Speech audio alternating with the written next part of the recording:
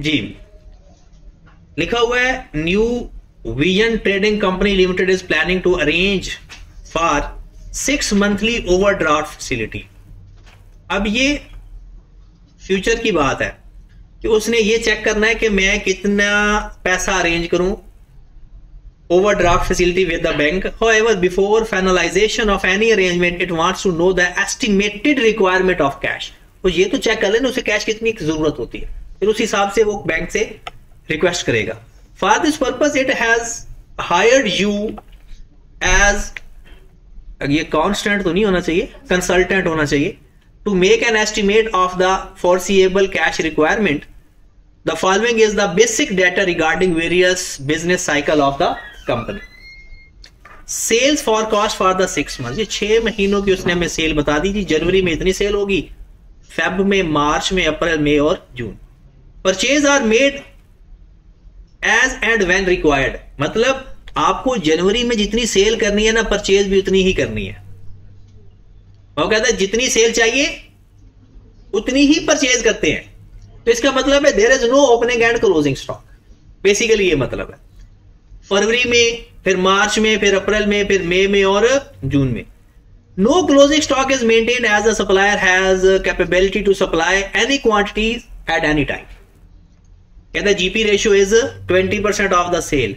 इसका मतलब है आप इसमें से सबसे कॉस्ट ऑफ सेल फाइंड कर सकते हो, और कॉस्ट ऑफ सेल ही आपकी परचेज है। कॉस्ट ऑफ सेल ही आपकी इसमें परचेज है, क्योंकि ओपनिंग क्लोजिंग स्टॉक तो है नहीं। तो आप इसके ऊपर सीपीएस लगाएंगे और उसके आपके पास परचेज आ जाएगी। तो परचेज आपने तो फाइंड कर लिया, बताया जरा कितनी परचेज फाइंड किया है।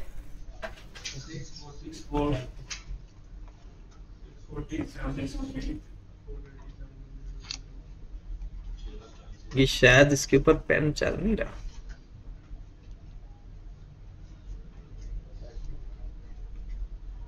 चलें फिर हम उधर। उसके बाद उसने लिखा है various expenses are 6 month as under. उसने सारे एक्सपेंस हमें बता दिए। Salaries and wages, repair and maintenance, insurance, stores and spares, duties, legal charges. Recovery लिखता है 50% सेल्स है उसी महीने के अंदर, 30% अगला महीना और 20% उससे अगला महीना।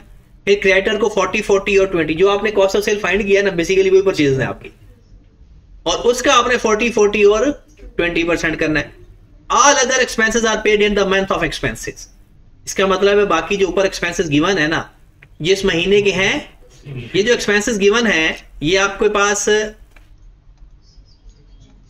6 मंथ के हैं। तो आप पहले इसको 6 पे डिवाइड करोगे, 6 पे डिवाइड करके फिर आपके हर महीने का एक्सपेंस आएगा। क्या कहता है various expenses for the 6 months are as under. फिर उसके बाद the company commence the business with the cash balance is ₹50,000, और आपने कि you are required to prepare a cash budget to facilitate the company management in assessing the working capital requirement for the next 6 month. क्या अगले 6 month में उसे कितना cash चाहिए। उपयोगी बात इसमें एक ही ट्रिकी बात थी कि आपने कॉस्ट ऑफ सेल फाइंड करनी थी, और वही कॉस्ट ऑफ सेल आपकी परचेजेस है। ये हो जाएगा सवाल। हम बेसिकली क्वेश्चन नंबर 28 करते हैं। अगर नहीं होता तो कर लेते हैं। मादर नहीं, उसने खुद लिखा हुआ है you are required to facilitate the company's manage assessing the working requirement for the next 6 month. 6 महीनों का उसने कहा, हर महीने की रिक्वायरमेंट बताइए, ताकि हम बैंक को ये कहेंगे ना हमें मंथली इतना ओवरड्राफ्ट चाहिए, तो इकट्ठा नहीं बना। हाँ, टोटल का कॉलम बना सकते हो, लेकिन यहां रिक्वायर्ड नहीं है। थोड़ा सा फॉर्मेट की हद तक डिस्कस कर लेते हैं। यहां पर हम पहले ऊपर नाम लिखेंगे कंपनी का, न्यू विजन ट्रेडिंग कंपनी है। आपने पूरा ही लिखना है, कैश बजट,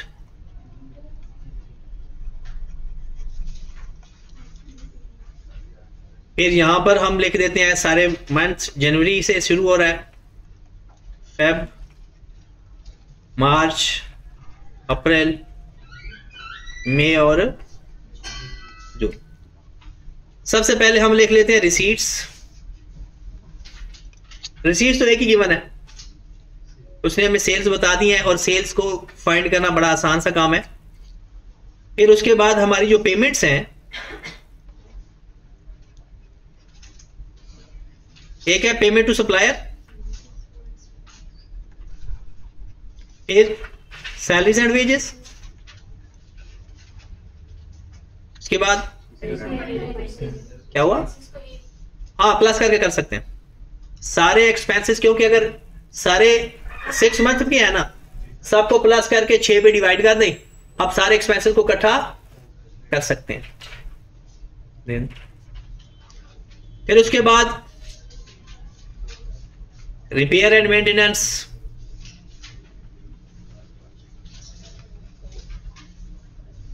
ये क्वेश्चन नहीं है, ये सिलेबस है, परेशान ना हो।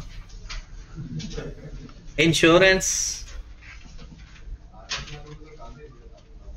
स्टोर एंड स्पेयर,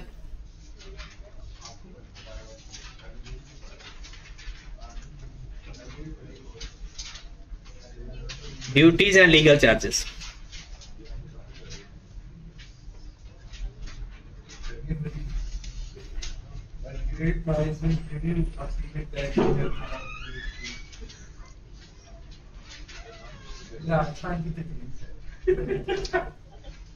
मैं वही सोच रहा था कि आपने उधर ही लेकर जाना। हाँ जी, अब इसमें से ऐसे कौन से एक्सपेंसेस या कौन सा डाटा जो हम लिख सकते हैं?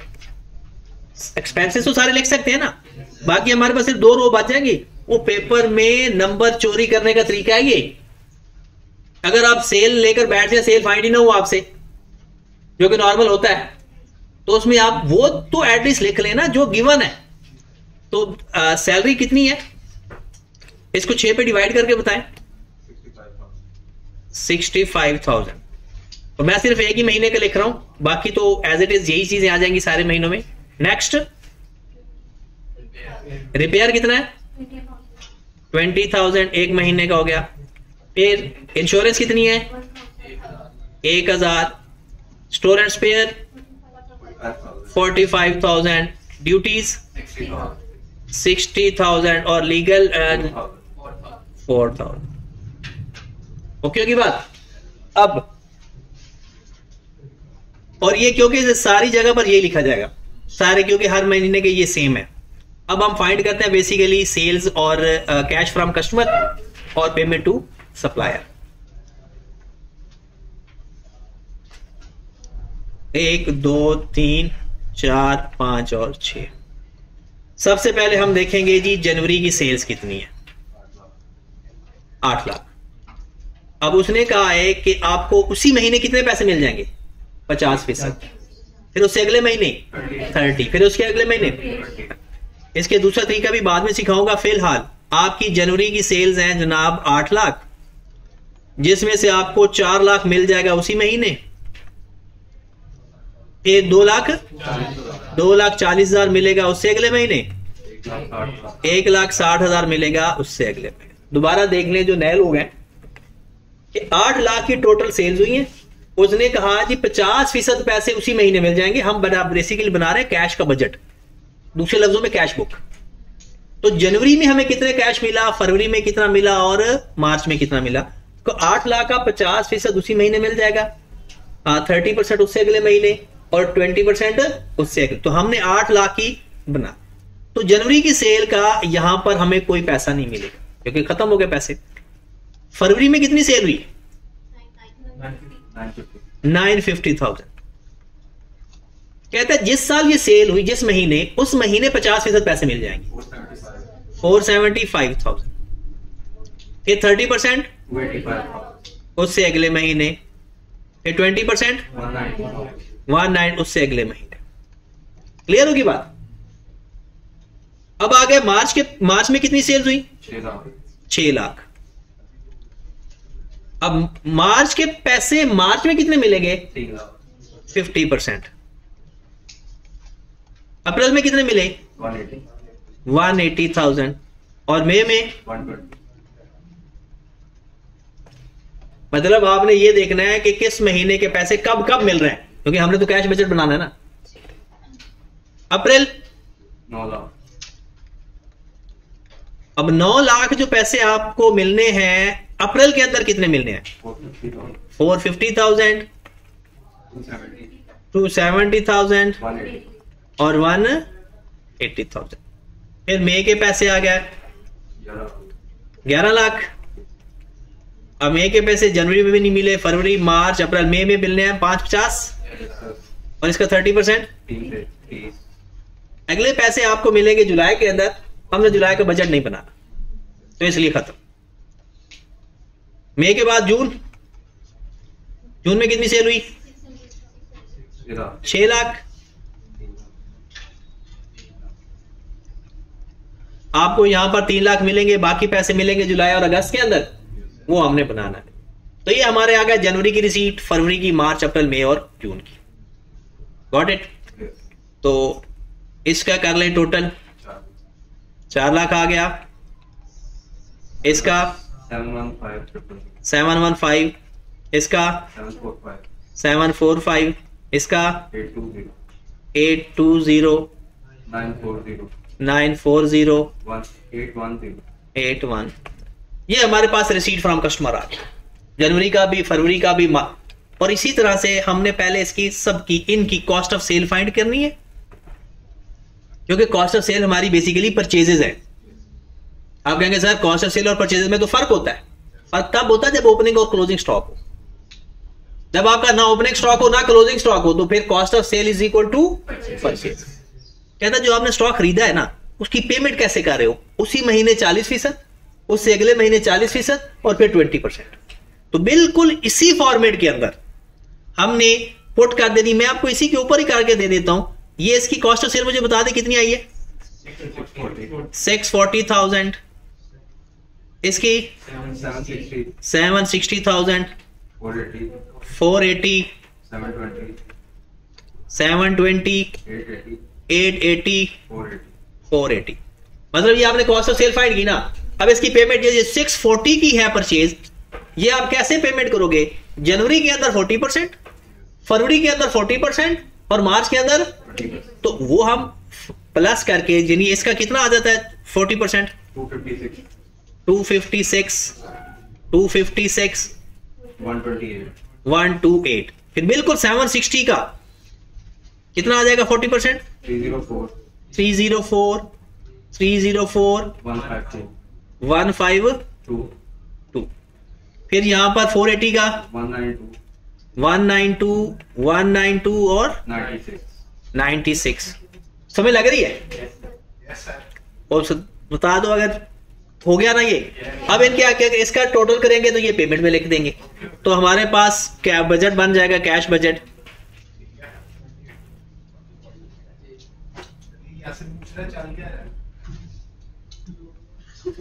यहां पर रिसीट लिख देंगे सारी, और यहां पर सारी पेमेंट, सप्लायर की पेमेंट्स आ जाएंगी। तो रिसीट में से पेमेंट माइनस कर देंगे, और ऊपर एक और चीज भी लिखनी है,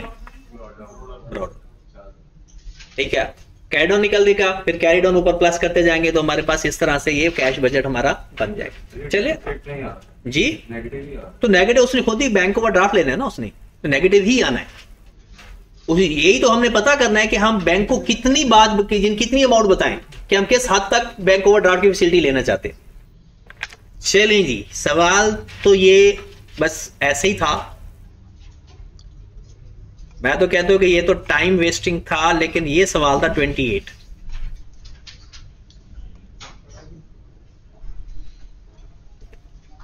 जी निकालें जरा क्वेश्चन 28।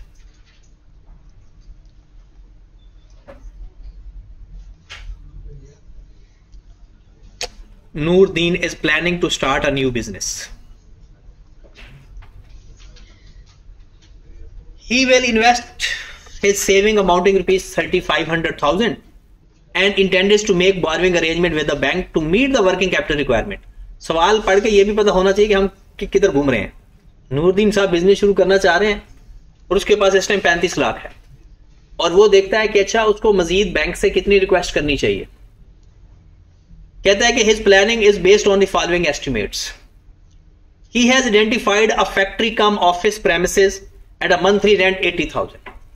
कहता है जी ऑफिस, और वो फैक्ट्री ऑफिस, फैक्ट्री के अंदर ही ऑफिस बनाना चाह रहा है वो, और उसका जो मंथली रेंट है वो 80,000 रुपए, which will be payable in advance at the beginning of each month. हर महीने के वो शुरू में पे करेगा। एक तो हमारा आउटफ्लो आ गया हर महीने का 80,000, 35 लाख हमारे पास पहले पड़ा हुआ।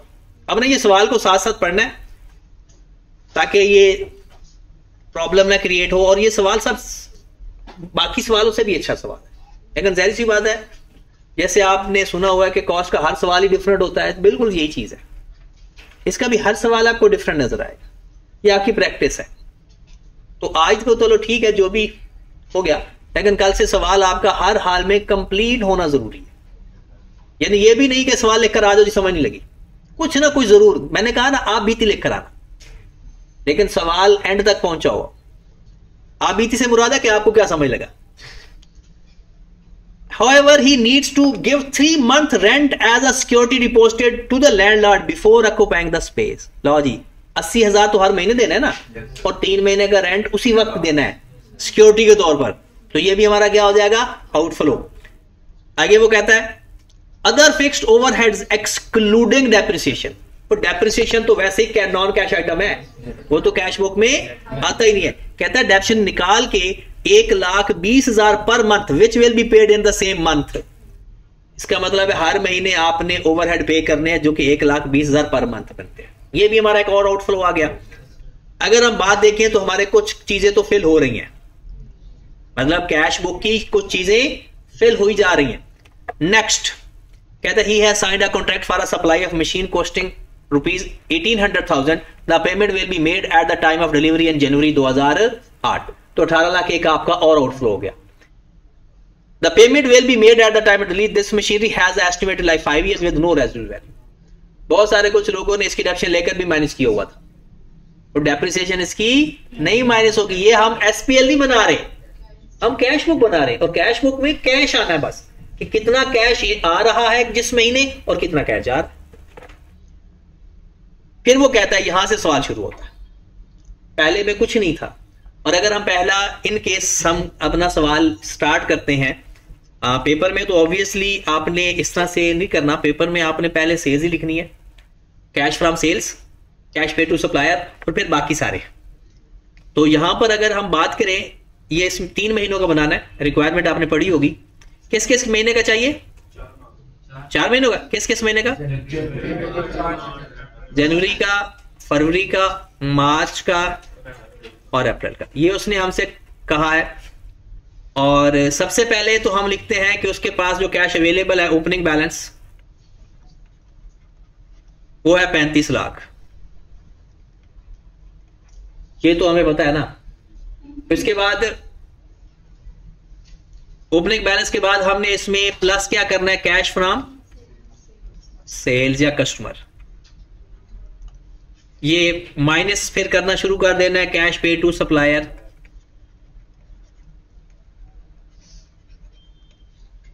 फिर उसके बाद हमारे पास आ जाएगा, एक तो रेंट है, रेंट कितना है 80,000 और हर महीने का 80,000।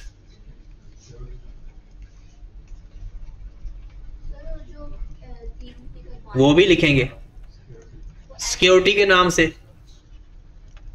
2,40,000, लेकिन वो सिर्फ एक दफा देना है। एक ओवरहेड हमारे हैं, वो कितने हैं, वो भी हर महीने के हैं। ये वो चीजें हैं जो हमें बगैर कैलकुलेशन के लिखी जा सकती हैं। फिर उसके बाद और कोई एक्सपेंस है, मशीन खरीदी है एक 18 लाख की,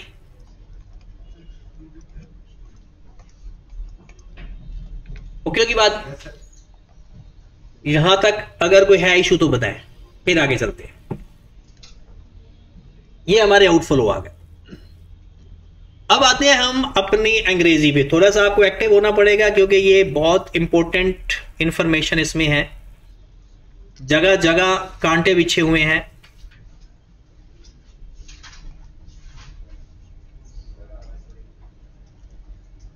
जी, पहला कांटा, production will be start in January 2008।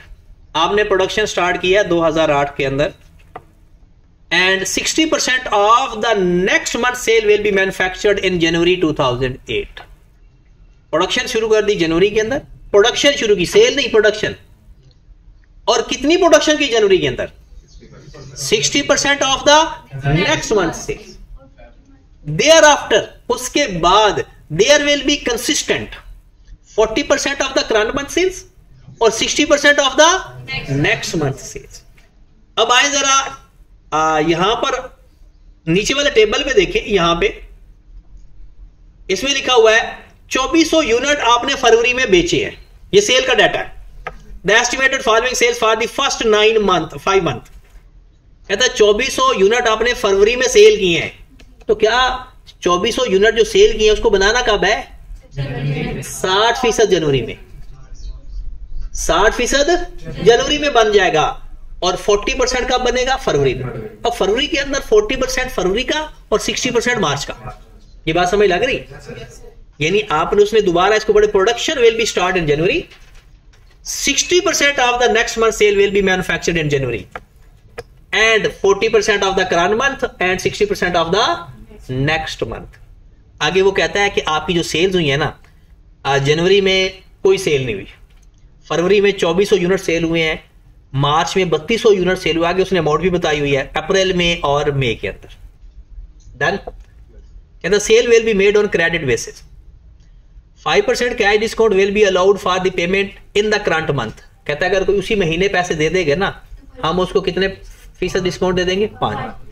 It is estimated that 35% of each month sale will be qualify this amount discount. कहता है जो टोटल सेल है ना, उसका 35% उसी महीने पैसे, इसका मतलब है 35% का 95% हमें मिलेगा, 35% का वो उसी महीने मिल जाएगा and balance 65% will be recovered in the next month. ले जी, कैश फ्रॉम सप्लायर आपके पास आ गया। कब कब आएगा? फरवरी में आएगा, क्योंकि जनवरी में तो कोई सेल ही नहीं हुई ना, जनवरी में कोई सेल नहीं हुई, तो फरवरी में कैश आना हमारा स्टार्ट होगा। फरवरी के सेल्स के पैसे फरवरी में कितने मिलेंगे? मल्टीप्लाइड बाय 35%, मल्टीप्लाइड बाय 95%, क्योंकि 35% में 5% कम भी तो करना है। और इसके पैसे जो बाकी 65% है वो कब मिलेंगे? वो अगले महीने। क्या उसको भी 95% करेंगे? नहीं। फिर इसी तरह मार्च के पैसे, मार्च में 35 मल्टीप्लाई बाय 95% और 65% अगले महीने। ठीक है, तो ये करते हैं पहले कैलकुलेशन, क्योंकि ये कैलकुलेशन भी इतनी अच्छी ना हुई, फिर ये जो समझ लग जाती है वो कैलकुलेशन अच्छी नहीं होती। तो निकाले जरा, इसकी कैलकुलेशन कर लेते हैं वर्किंग करके।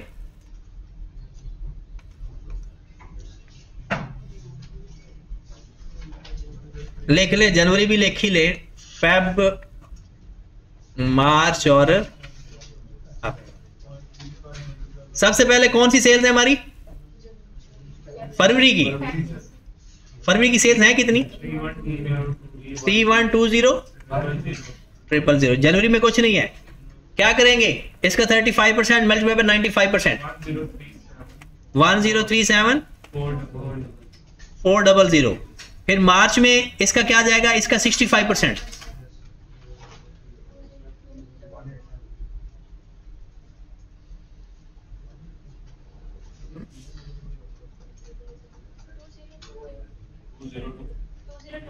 $2028,000। ये बात समझ लगी? फिर उसके बाद मार्च की सेल्स बताइएगा जरा। 4160,000। जनवरी में भी कुछ नहीं है, फरवरी में भी कुछ नहीं है, मार्च में 35 मल्टीप्लाई बाय 95%, 13832 और उसका 65% भी लें, 274,04,000। अप्रैल, हाँ जी, अप्रैल में कितना मिलेंगे? 52। अच्छा टोटल है 52,100,000।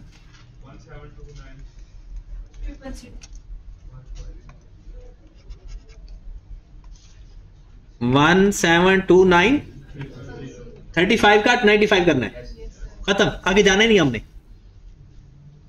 जनवरी में कुछ नहीं मिला, फरवरी में कितने पैसे मिल गए 1037400, मार्च में कितने मिले 34200 और अप्रैल में कितने मिले 44 डन। लो जी एक काम और हो गया हमारा, आप लिख लो, मैं बाद में लिख दूंगा, आप अभी आप अपना वो कैश फ्रॉम कस्टमर की जगह लिख लेंगे पैसे, क्योंकि मैं जा रहा हूं नेक्स्ट। बेसिकली ना मेरा लैपटॉप खराब हो गया है, तो वो अभी कोई अच्छा मिल नहीं रहा उस टाइप का, तो तब तक मैं ये गुजारा कर रहा हूं, वरना वो चीजें कुछ इसमें मुझे अभी खुद को भी एडजस्ट करना नहीं आ रही। चलें जी नेक्स्ट, इसलिए थोड़ा सा इशू हो सकता है।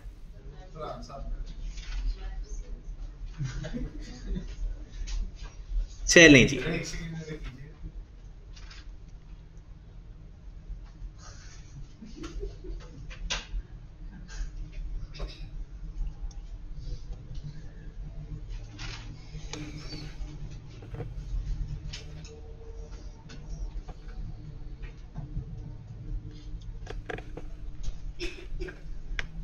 चले आगे।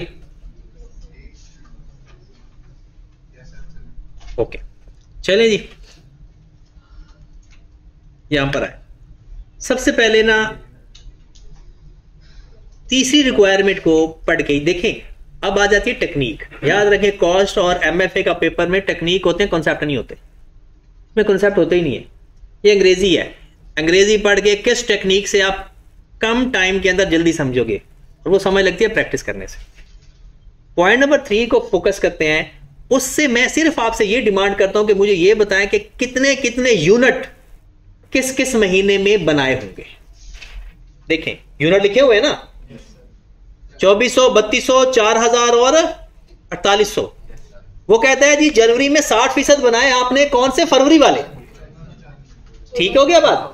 और फिर फरवरी में कैसे यूनिट बने होंगे, फरवरी का 40, मार्च का 60, और मार्च में मार्च का 40 और अप्रैल का 60। इस तरह से हमें यह पता चल जाएगा कि हमने जनवरी में कितने यूनिट बनाए, फरवरी में बनाए, मार्च के, तो यूनिट प्रोड्यूस हमारे पास आ जाएंगे। तो जल्दी से ये मुझे हर महीने के पहले यूनिट प्रोड्यूस की एक लाइन बनाए, बाद में मुझे लिखवा देना, आप पहले फाइंड करो इसको, बाद में मैं लिखता हूं।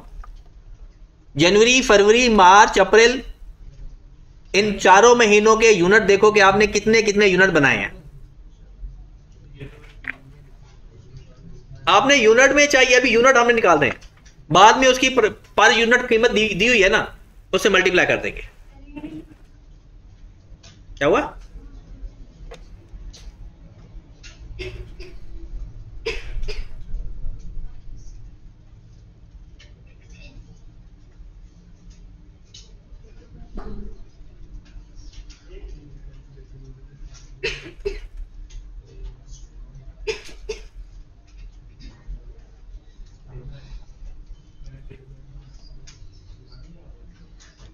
हाँ जी करें स्टार्ट, आगे फिर हो गया। चलिए मुझे भी लिखवा दें एक दफा, ताकि यूनिट प्रोड्यूस की वर्किंग हम करने जा रहे हैं।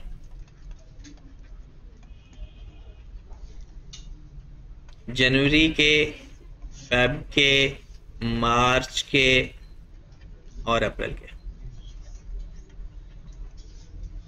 यहां पर अगर आपने 2 सूत्रों में लिखने हैं तो इसके 1440 बनते हैं, और फरवरी के दोनों को प्लस करके बता रहे हो।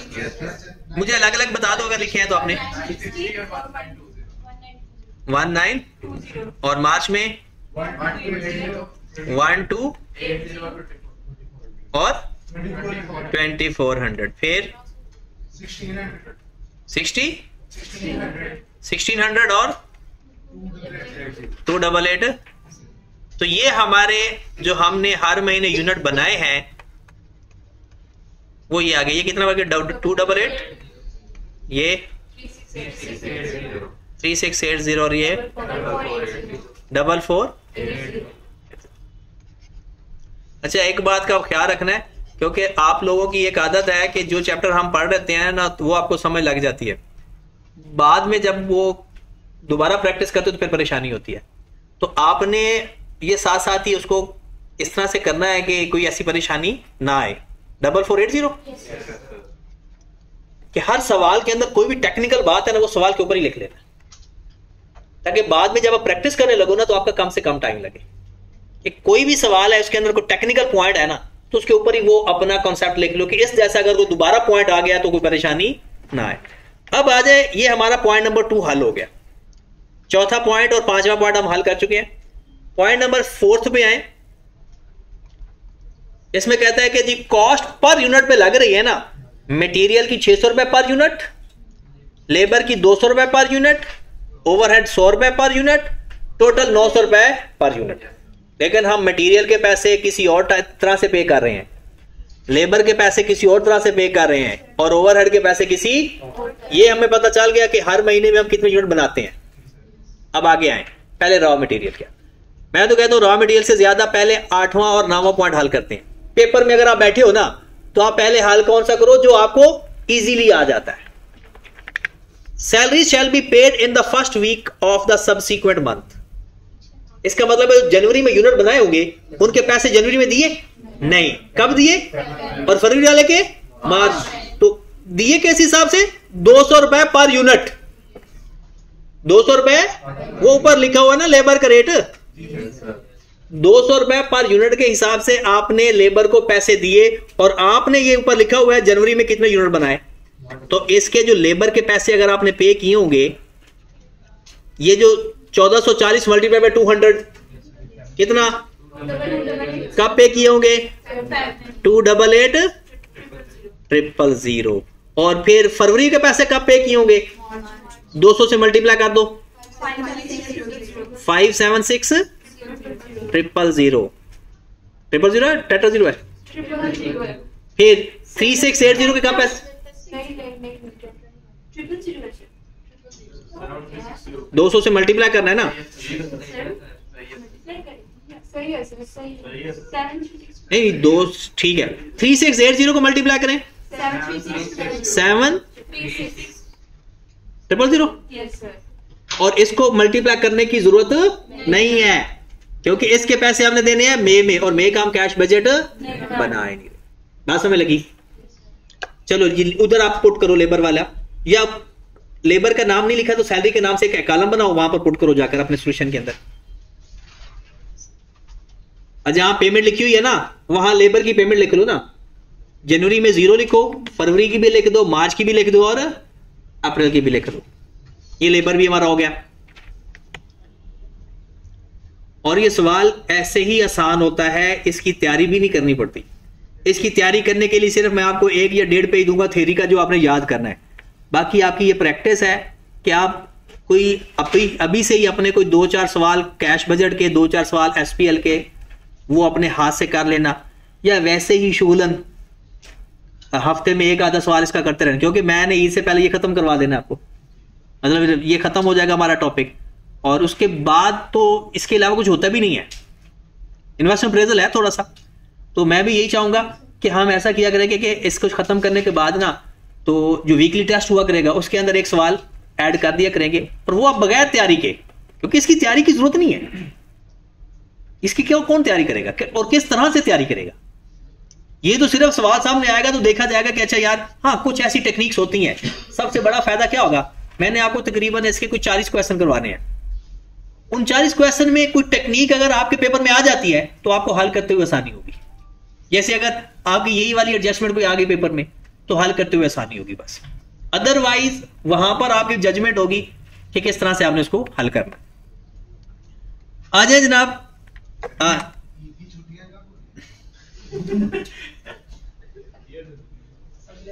अगला हफ्ता क्लासेस हैं, उससे अगला हफ्ता फिर, क्योंकि ईद आ रही है बुध वाले दिन की, बुध या जुमेरात को, तो फिर वो उससे पहले जो वीक होगा ना क्लासेस होंगी, फिर उसे अगले हफ्ते छुट्टियां। लेकिन यह है कि हफ्ते की छुट्टी नहीं करनी आप लोगों ने। हाँ, उसके बाद फिर रिजल्ट आएगा। 70% of the variable overhead shall be paid in the same month and 30% in the लो जी ऊपर या देंगे वेरिएबल ओवरहेड है कितने, 100 रुपए, एक यूनिट के 100 रुपए हैं, तो आपने इसको 100 से मल्टीप्लाई करें, इसका 70% जनवरी में पे होगा, 30%, तो ओवरहेड की बात करें तो इसको 1440 को पहले मल्टीप्लाई करें 100 से और 100,800 और फिर इसको 30% से मल्टीप्लाई करें 43200। फिर आए इस 280 को पहले 100 से मल्टीप्लाई और फिर 70-30 कर दें 2016 और इसका 30%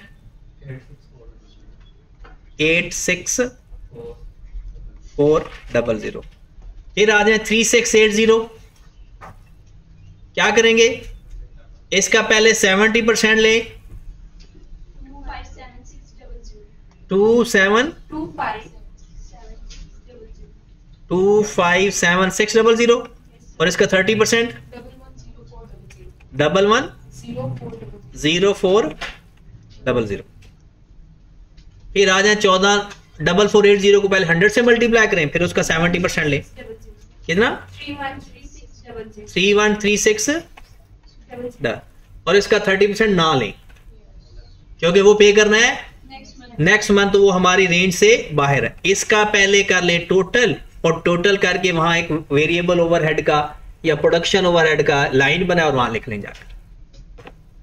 हाँ, यहां से पता चल रहा है कैश बजट है यार, एक कैश बजट बनाएंगे, एक एसपीएल का बजट बनाएंगे। उन दोनों में फर्क क्या होता है, वो एक्रूवल बेसिस पे बनेगा, मतलब इनकम लिखते हैं, एक्सपेंस लिखते हैं, उसमें डेप्शन भी आती है, इसमें डेप्शन नहीं आती क्योंकि ये कैश बजट है।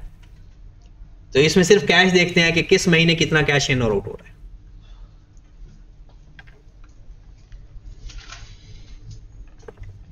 हाँ जी, टोटल करके बता दें, बल्कि बता दें टोटल करके अगर किसी ने किया तो। जनवरी का मैं खुद ही कर लेता हूं। फरवरी का कितना है 244,800 344,000 424। लो जनाब, इसको जाकर पेस्ट करें जाकर अपने सॉल्यूशन के अंदर, किस नाम से, वेरिएबल प्रोडक्शन ओवरहेड के नाम से या कुछ भी। डन। अब एक ही चीज रहेगी बस, मटेरियल, जो सप्लायर को पैसे पे करने हैं ना, वो कैसे पे करने हैं। और पूरे सवाल के अंदर दो बातें अच्छी थी, एक यूनिट प्रोडक्शन फाइंड करना, वो बहुत मुश्किल नहीं था, और दूसरा सप्लायर का। आए जरा सप्लायर पे चलते हैं, पहले पढ़ लें। लिखा हुआ है raw material costing 1600,000 will be purchase in January in cash. लो जी, 16 लाख का मटेरियल आपने जनवरी में खरीदा कैश पे, वो तो 16 लाख हो गया। देयर आफ्टर, उसके बाद he intends to follow the policy of purchasing जो हमने फाइंड किया था वो उसने मैन्युफैक्चर किया था, अब क्या कर रहा है, परचेज। कहता है उसके बाद 50% of the monthly requirement in the same month and 50% of the next month requirement. ऊपर लिखा हुआ ना, जो मैंने वो यूनिट प्रोड्यूस किए हैं, अब वो प्रोड्यूस करने के लिए हमने रॉ मटेरियल खरीदना है। वो कहता है 16 लाख का आपने कब खरीद लिया, जनवरी में। देयर आफ्टर, उसके बाद कहता है जिस महीने की रिक्वायरमेंट है ना, उस महीने का कितने फीसद, 50% उस महीने में, और अगले महीने का भी 50%। उसके बाद कहता है यही पॉलिसी आपने अपनानी है। तो ये जो आप फाइंड करेंगे, ये पेमेंट आएगी या परचेज आएगी, ये परचेज आएगी कि इतने यूनिट हमने इस तरह, क्योंकि जो हमने वो पहले बनाए हैं, अब हमने रॉ मटेरियल खरीदना है। और आगे वो कह रहा है, उसके बाद आगे बढ़े, all purchases after January shall be made on 30 days credit. कहते हैं उसके बाद जितना आपने परचेज कर रहे हैं उसकी पेमेंट कब करनी है, 1 महीने की उधार पे। चलें जी, पहले तो आप मुझे वहां पर जाते हैं, वो रिक्वायरमेंट पे जाएं। ये है आपका मेन डाटा। ये यूनिट आपने प्रोड्यूस किए हैं, इसके लिए आपने रॉ मटेरियल खरीदना है। जनवरी में कितना खरीदा? 16 लाख का। डन। वो एक भी अभी उसको छोड़ दे। जनवरी में आपने 16 लाख का खरीदा, उसके बाद बताएं आपने फरवरी में कितना खरीदना है? इसका 50% और इसका 50%। वो कब खरीदना है? फरवरी के अंदर। तो फरवरी में कितना खरीदोगे? 1440 और इसका कितना बनता है? 18 ये आप फरवरी में खरीदोगे और इसकी पेमेंट कब करोगे? 1 महीना बाद। इतने यूनिट खरीदोगे, कहता है इतना यूनिट खरीदना है और हर परचेज जो भी करोगे जनवरी के बाद 1 महीने की उधार पे करो। अब मुझे बताएं मार्च में कितना खरीदोगे? इसका 50% और इसका 50%। हाँ जी बताया जरा कितना खरीदा मार्च में? 18 और 22। अब जरा थोड़ा सा होशो हवास में मेरी बात सुननी है। अप्रैल का डाटा फाइंड करने की जरूरत नहीं, क्योंकि अप्रैल की पेमेंट कब होगी? मई में। अप्रैल की पेमेंट कब करनी है? तो उसका फायदा ही नहीं है फाइंड करने का। फरवरी की पेमेंट कब करनी है? मार्च में। और मार्च की पेमेंट अप्रैल में। क्या ये जो हमने फाइंड किया इसको पेमेंट करना है या इसको मल्टीप्लाई करना है पर यूनिट कॉस्ट से? ये तो यूनिट है। ऊपर वाले यूनिट बनाए, नीचे वाले यूनिट खरीदे और इनकी पेमेंट 1 महीने बाद। बस पूरे सवाल के अंदर अगर ये 16 नंबर का था, 18 नंबर का था, सिर्फ ये बात इंटरेस्टिंग। इसके अलावा अगर आप देखें थोड़ा फोकस वाला मसला था, बाकी काम आसान था। मैं पेमेंट ना ऊपर ही फाइंड करके दे रहा हूं ताकि ना ये नीचे लिखे हुए ना 16 लाख इधर आएगा। ये पता 16 लाख का वो जनवरी में कैश पे खरीदा था। जो फरवरी में आपने यूनिट खरीदे, आप रेट चेक कर लो, 600 रुपए एक यूनिट का। तो ये 1440 प्लस 1840 ये आपने खरीदे फरवरी के अंदर। दोनों को प्लस करें कितना बना? Multiplied by 600 1968। लेकिन इसकी पेमेंट मैं मार्च में लिख रहा हूं क्योंकि इसकी पेमेंट की है मार्च के अंदर। और वो जो मार्च में खरीदे हैं इसको प्लस करके 100 से मल्टीप्लाई करो, 600 से, सॉरी, उसको पेमेंट कब की? 244,800। लॉज ये हमारी पेमेंट टू सप्लायर है। पूरे सवाल के अंदर इंटरेस्टिंग पॉइंट सिर्फ ये था। ओके की बात। रोहान सुस्ती निकालो अपने आप से, वरना समझ ही नहीं लगेगी, बोरियत होगी। एक तो आप सवाल नहीं करके इस वजह से बोरियत हुई। क्योंकि जब बंदा सवाल करके आता है ना, इंटरेस्ट ज्यादा, अच्छा बंदे को लगता है कि अच्छा मैं कहां पर था और सवाल क्या था, तो वो अपने दरमियान वो गैप खत्म करना है। ठीक है। और कल से ना फिर स्टार्ट, जो काम नहीं करेगा अफ्तारी। ठीक है। तो पेमेंट टू सप्लायर आप लिख लें, मैं आपको ये सवाल पूरा करके दे देता हूं।